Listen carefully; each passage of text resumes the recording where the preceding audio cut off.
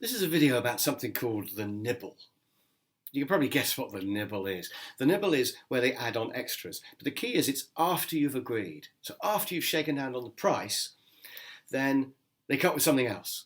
So for example, I'm going to give you actually three quick examples. I was nibbled on my sofa. I was buying a sofa from a large four-letter sofa vendor near you, and we agreed the price and everything. I think I may have gotten down a bit on the price. And then when we were just sort of signing for it, they said, "Oh, by the way, do you want the feet?"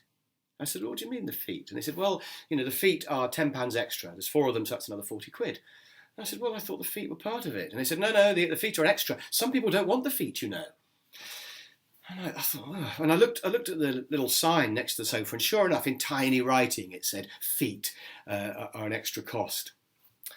And I did actually, to my shame, I did actually pay the extra £40. I wanted the sofa, it was a bargain. But what you should do, the textbook thing you should do when there's a nibble, an unexpected extra after you've agreed the price, is you should say, "No, I'm not paying that. If you don't throw in the feet, I'm not going to buy your sofa." Because the theory is they won't let you walk away over 40 quid and they'll crumble. But I'm afraid I did. Now, what I should have done was ask the magic question, are there any extras? Is there anything else I need to know about? And that's what I didn't ask. Another example of when I was successfully nibbled was on my drive. And some people knocked on our door when we'd only just moved in, and the front garden was all just mud. And they said, "We've got some spare tarmac. Would you like a nice drive?" And I got them down to a really cheap price. I thought, however bad the job is, this is a bargain.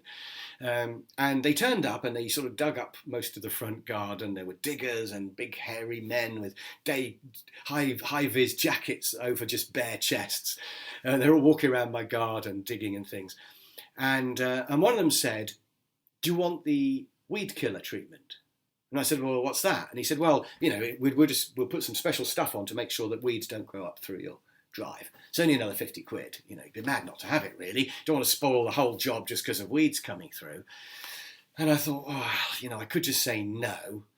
It should be included. But they were big and scary, and they were obviously going to say, "Well, it's not included." And then I'm going to have weeds coming up through, and I don't want that. I mean, will I have weeds coming through? I don't know. I might do. So I thought I probably should pay it. And the drive was very cheap. I could have just said, "No, if you don't include it, then I'm not paying at all for any of it. You're supposed to be doing a drive. It should include all that stuff. You might as well leave."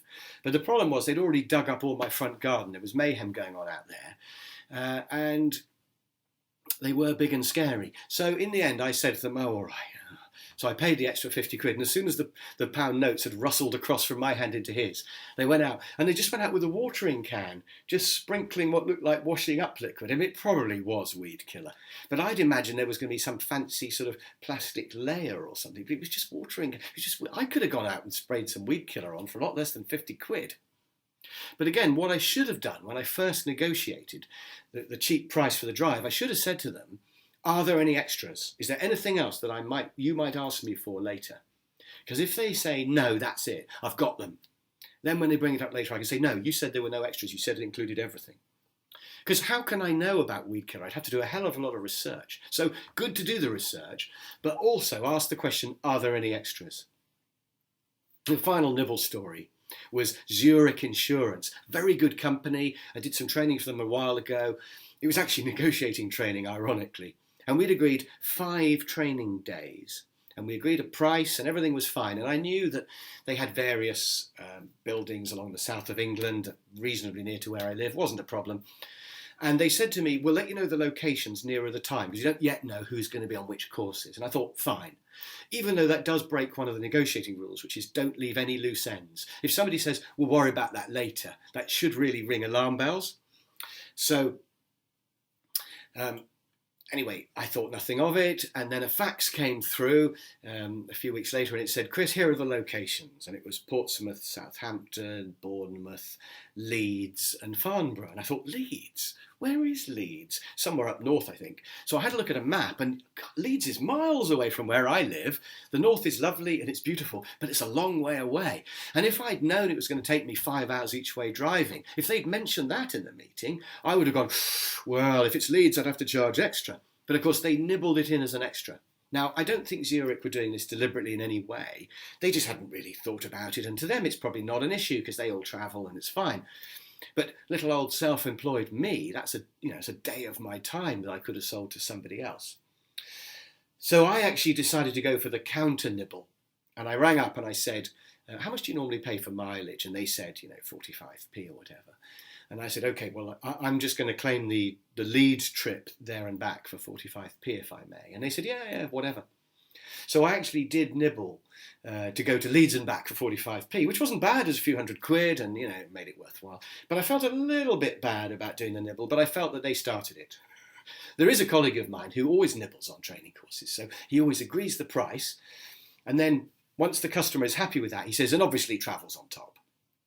Or he says, well, travel and accommodation would be separate. And they usually go, yeah, fine. Occasionally they go, no, we're not paying that. And he goes, oh, okay.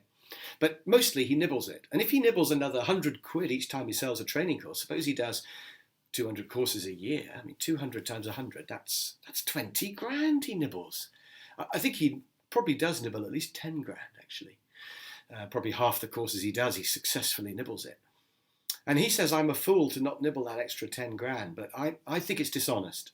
So my concluding remarks about the nibble are, first of all, you shouldn't do it. I think it is dishonest. Secondly, don't let it get done to you. Ideally, you would avoid the nibble by doing research and saying, are there any extras? But if the nibble does come up, you should say no. No. If somebody tries to nibble you on accommodation and travel, you should say, no, we agreed the price, that's it. So the answer to the nibble is no. So look out for it and don't do it.